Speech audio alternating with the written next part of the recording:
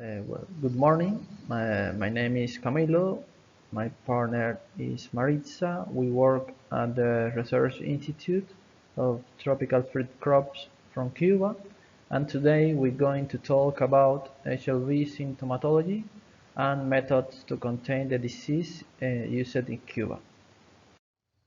Huanglongbing or HLB, also known as the Asiatic form of the bacterial screening, is a progressive and systemic disease of the citrus genus and is also known as the most devastating disease that threatens the citrus industry in the world. Its occurrence is strongly associated with the infection of these three bacteria belonging to the Candidatus Liberibacter genus, and more recently, also several phytoplasmas are reported causing similar symptoms in this crop.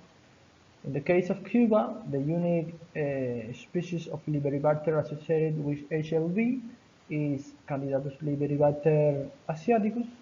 During the framework of the Tropic project, we have confirmed the high prevalence of this bacteria, the Asiatic form, in all the citrus area of the country, and also we have found the presence of several species of phytoplasmas associated with Candidatus Liberibacter asiaticus in several symptomatic plants. This constitutes the first report of the detection of phytoplasmas in citrus crop in Cuba. The disease was informed in Cuba in 2006, and actually it has a broad spread in the Caribbean region, affecting several countries in this area. Despite differential responses are reported within the citrus genus, all the commercial citrus species, varieties, and combination science roster are affected by the infection of this bacteria, and this fact makes the management of the disease very complex. As a consequence of the infection, several symptoms occur on the plant host, in the canopy, and also in the subterranean part of the system. However, during survey, just the visual inspection of the canopy of each tree has a practical value to recognize the infected plants in the orchard. For this reason, we're going to focus mainly in the symptoms manifested in leaf, twigs, and fruits. This is in the canopy. The main foliar symptomatology occurring is the blushing mottle. This is a pattern of yellow and green areas with characteristic asymmetrical presentation in the two halves of the leaf and asymmetrical respect to the midribs. These symptoms mainly occur in major leaf and can be found with another characteristic symptom in the foliar as chlorotic and yellow shoots, yellow veins, and the corking veins of the affected leaf. Another symptomatology that can be confusable for the similitude can be found even in the infected tree. For example, nutrient deficiency as zinc and manganese. However, these are not diagnostic symptoms as they are not specific for the disease.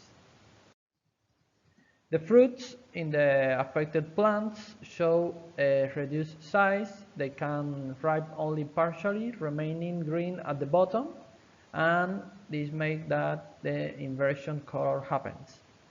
Moreover, they may have a curved axis and also contain smaller brownish aborted seeds. As a consequence of these symptoms, the fruit is lopsided and also asymmetric, as you can see in the picture. Our results in the lab corroborate that the mainly symptoms related with the presence of the bacteria are lopsided fruit, chlorotic shoot, and the blushing mottle. And this last one is the one with the highest diagnostic value, and he has the highest percent of correspondence with the PCR detection of the bacteria in the samples. Well, HLB symptoms usually begin in a single branch and extend randomly in the canopy over several years. As the severity progresses, the leaf becomes smaller, and it may be followed by strong deflation and also premature fruit drops, and this can be also coexisting with some tight backs of the branch. After that, the plant going in a complete decline, and ultimately the plant died. Despite the same categorical symptoms can occur in all species of citrus, its manifestation is quite different according to the type of affected host. For example, these are symptoms expressed in Mexican lime. As you can see in the picture, there is a contrasting blushing mottle well defined, and these are the affected fruit. However, these last symptoms is not usually occur in our condition for this variety. These are the same for the Persian lime. As you can see, the blushing mottle is well defined, and this is the affected fruit. However, this last this is the symptoms in fruit is more rarely occurring in this variety for our conditions. In the case of Eureka lemon, as you can see, you can find blushing mottle were contrasting. However, also some patterns that are a little diffuse can be found too in the foliar. In the case of Bocameriana, as you can see, the blushing mottle is well defined too, and easily distinguished from another symptoms that can be less specific. The same for Macrophilica. The pattern is well defined too in the foliar expression. And as you can see here, this is sour orange, and in this species the symptom is a little more diffuse and more difficult to observe. In the case of mandarins, as you can see, the bloody mottle is a little diffuse. However, it's very characteristic the yellowing of the vein and the leaf that make a high contrast with the blushing mottle, as you can see in both pictures. In the case of grapefruit, the blushing mottle is very diffuse, even in mature leaf. And this is the symptomatology in the fruits. As you can see, the fruit is deformed and the axis is curved, and the loop side of the fruit is observed too, and the inversion of the color happening too.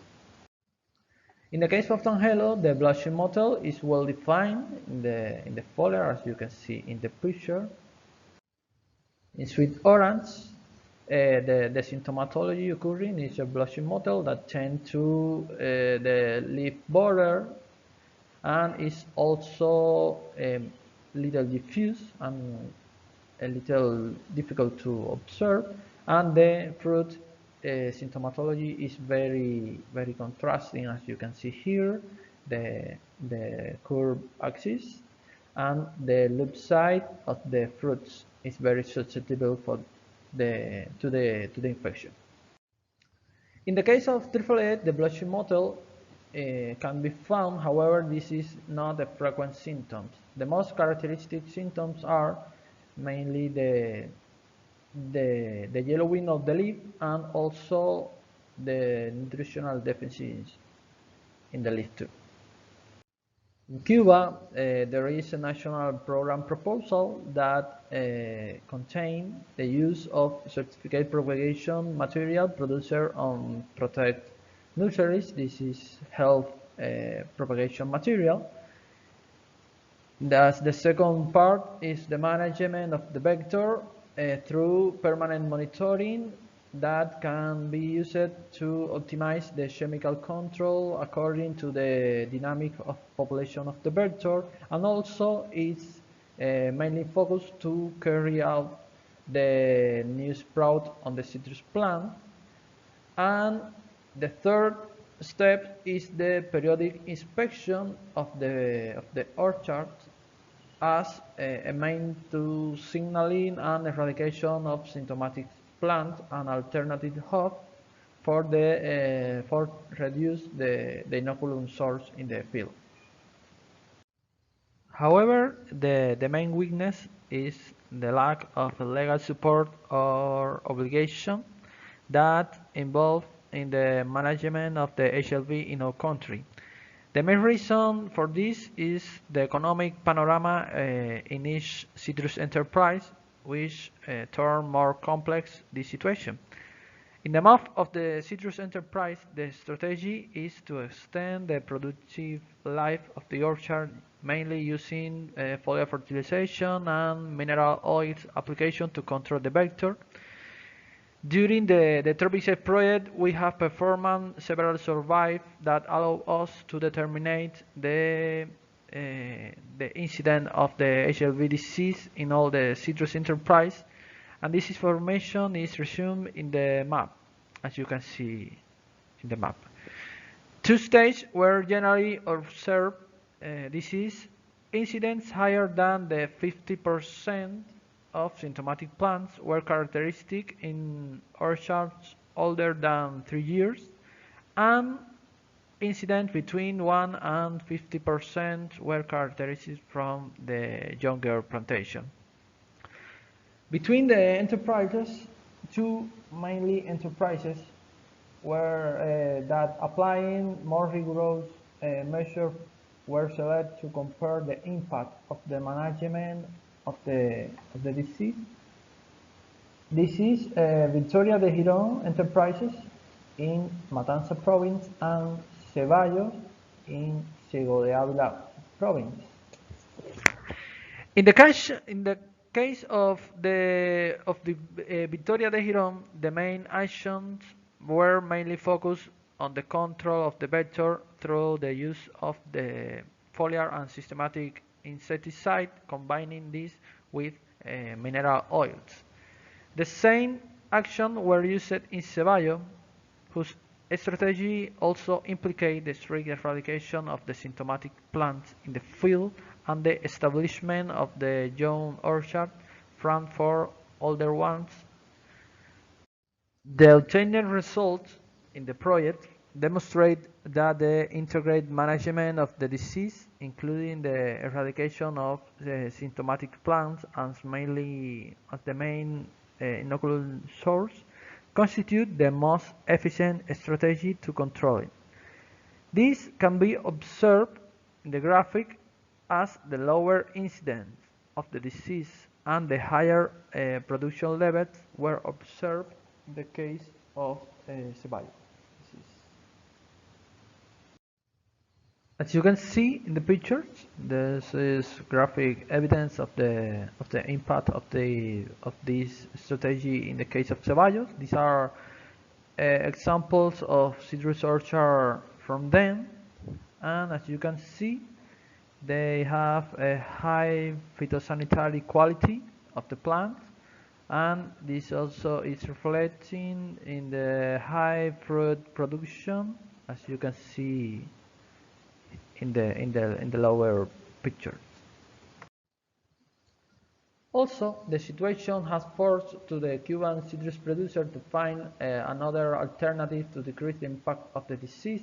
The main measures are reduction of the area dedicated to the citrus crop and the diversification to the agrosystems with other fruit trees of faster production to obtain economic gains, and also the use of the wood of the affected tree that are eradicated as part of the management of the disease, and it used for obtain charcoal to compensate the economic losses. Well, this is the last one slide. Thank you for your attention and have a nice day.